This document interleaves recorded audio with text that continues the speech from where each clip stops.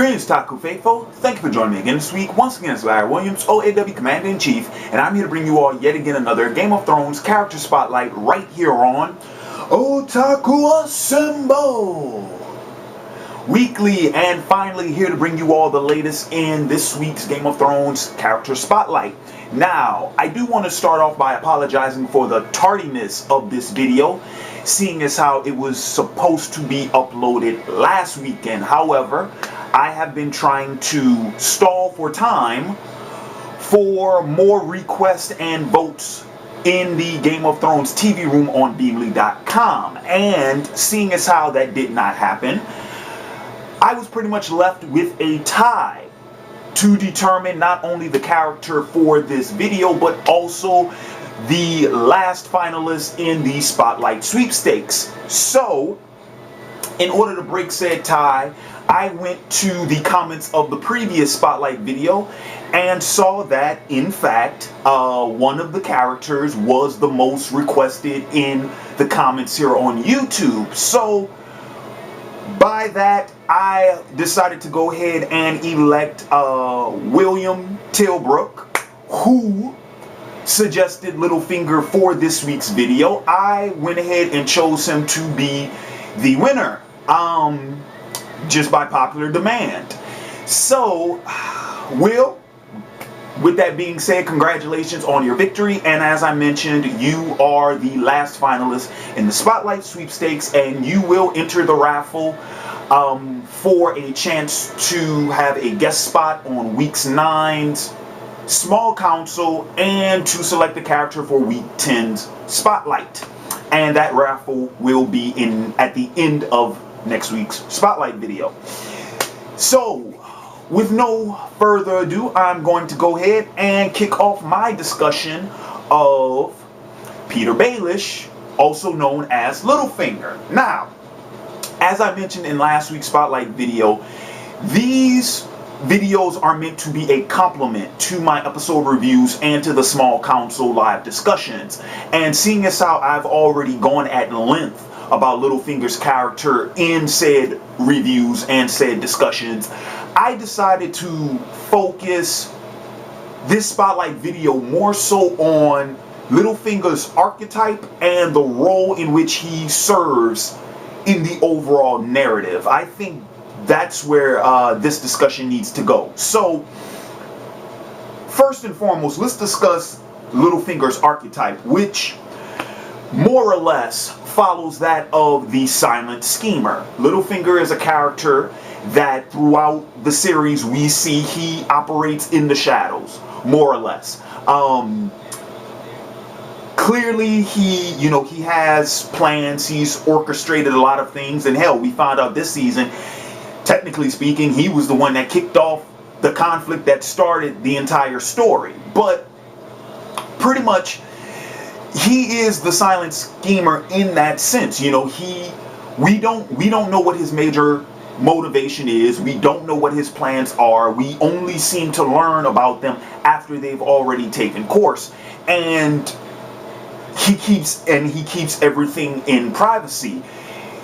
And when he's not working in the shadows, of course, he's only serving those in which it benefits him at the time. You know, during season 1, he was helping Ned. Why? Because it kept suspicion off of him. And then as soon as he found out that he could sort of turn things around on Ned and sort of win favor with the Lannisters, he did just that. So, and we've seen throughout the seasons he's done this with other characters. He did this with in Renly's camp. He did this with Catelyn. He did this with Marjorie. He did this with Tywin. So he is that sort of character where he does have, you know, his own goals, and he does do things to benefit himself. He is selfish in that sense, but it's all a matter of sort of kind of playing everyone against each other so that he ends up getting what he wants. And by doing so, he doesn't necessarily make an enemy out of anyone, but and that's kind of where he wants to be. He's riding that line. He's trying to stay within that neutrality, which is interesting enough, contrasts him to Varys. For those of you all who have seen my spotlight video on Varys, you'll remember I mentioned that Varys sort of plays the role of the neutral good, where he doesn't necessarily pick sides with anyone, and he doesn't seem to have selfish motives of his own. So there seems to be this sort of greater good that he's trying to accomplish, because his actions actually do inspire more good than ill. Littlefinger, I would say, is on the opposite end of that, where he's more of the neutral evil. However, keep in mind what I just said. Littlefinger does do these things to serve his own selfish motives. So it's not neutral in that, it's not neutral in the fullest sense of how it is with Varys, but it is neutral in the fact that he doesn't necessarily take one side and stick to that side. He operates amongst multiple factions to get what he wants. And that's one of the things I would have to say that he does effectively, and it's a cornerstone of that whole schemer archetype, because those type of characters, and I could even argue that he serves somewhat of a trickster role, but he's not doing it for kicks. He actually is doing it to gain political power. So I can't really call him a trickster, but in the same sense of how the traditional trickster operates amongst the other main characters of the narrative, Littlefinger does that same thing. And that's what works out to his benefit. Now that I have discussed all the things that works out to his benefit, now let's go ahead and let's talk about the things that don't work to his benefit, or things that won't work to his benefit. Because one of the major pitfalls of the schemer character, one of the things that always seem to lead to said character's downfall, is the fact that they cast too wide of a net. And this is what I mean. To keep on with the analogy, they cast too large of a net to obtain whatever it is they're trying to acquire, whether it's fame, whether it's fortune, whether it's power, whether it's, a woman, whatever it is, crown and country, whatever, narrative, whatever story it is you're dealing with, the schemer, whatever it is they want. It seems like in order to put their plans into motion and to see it out to fruition, they cast this large net. And by doing so, yes, they acquire many things.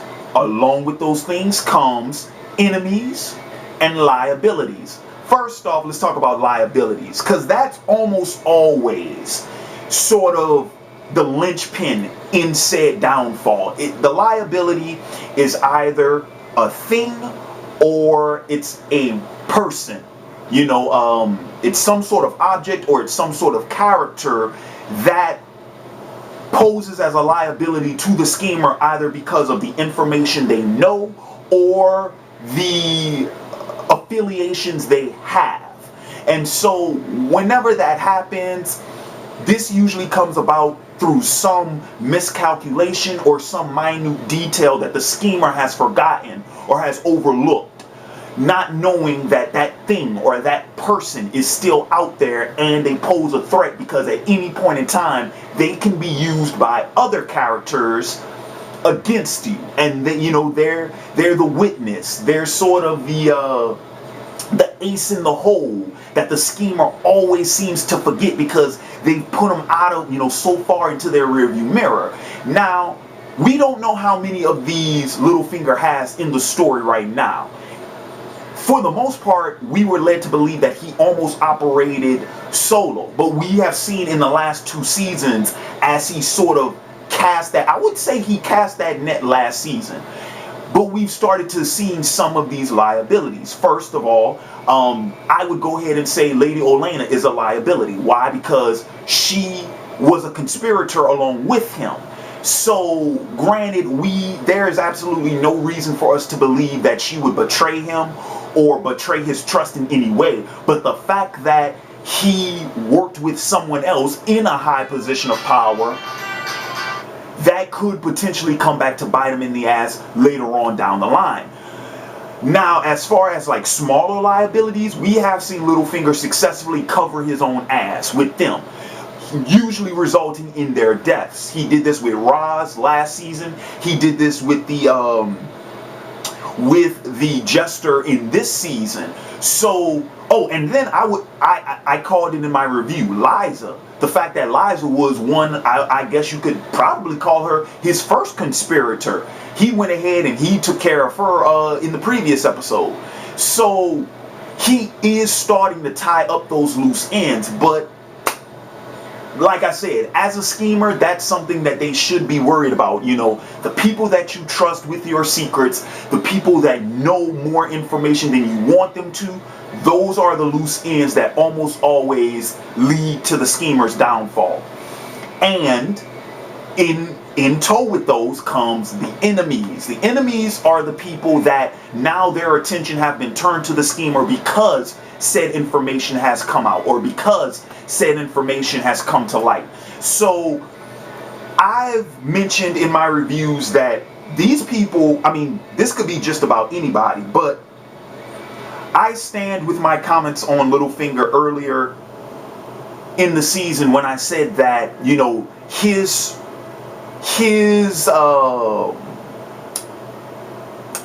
fostering of Sansa, that is going to create enemies that he probably does not want. Because the second word gets out that he has her, all of a sudden all eyes are going to turn to him. And now whether or not you...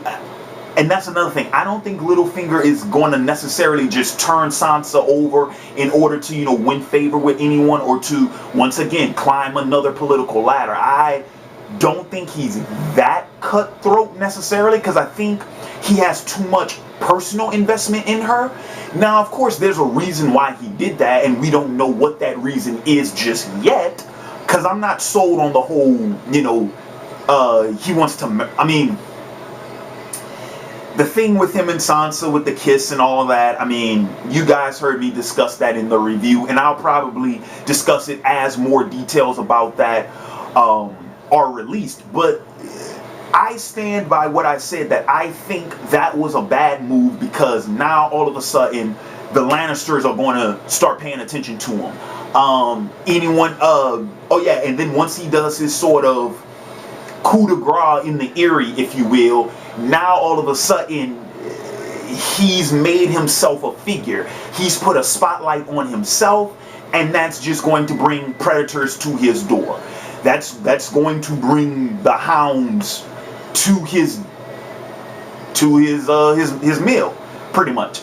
So it will be interesting to see how he maneuvers through this, especially since it does seem like his plans are working as of right now, and as his plans continue, I think he will assume more power and assume more liabilities and assume more enemies. You know, it kind of comes with the territory. There's a reason why that old Shakespearean saying still holds up to this day. Uneasy lies the head that bears the crown. The higher Littlefinger gets in power, the more problems he's going to acquire. That's how it works. And no one is immune from this. Hell, how many kings have we seen rise and fall just within the course of 4 seasons? They don't have it any easier than he does. So, but we'll see what happens. So yeah, so I think for the most part, that pretty much wraps up my discussion on Littlefinger. I want to go ahead, take this moment to thank you all for joining me again this week. And please, in the comments below, let me know your thoughts on this character, on his role in the narrative, and what you guys think is going to come down the wire. What, you know, where do you think his path will go as the story continues? And I also want to take this moment once again to thank and congratulate William on being the 3rd finalist in the Spotlight Sweepstakes. And as I mentioned at the beginning of this video, you will join the other 2 winners in the raffle that will occur at the end of next week's Spotlight video. And for those of you all who have yet to do so, please feel free to Follow me on Beamly.com, and to join the Game of Thrones TV room, link as always is in the description box below. Keep an eye out for my episode 8 review tomorrow night. And with that being said, this has been Larry Williams, OAW Commander-in-Chief, signing off, and until next time, peace.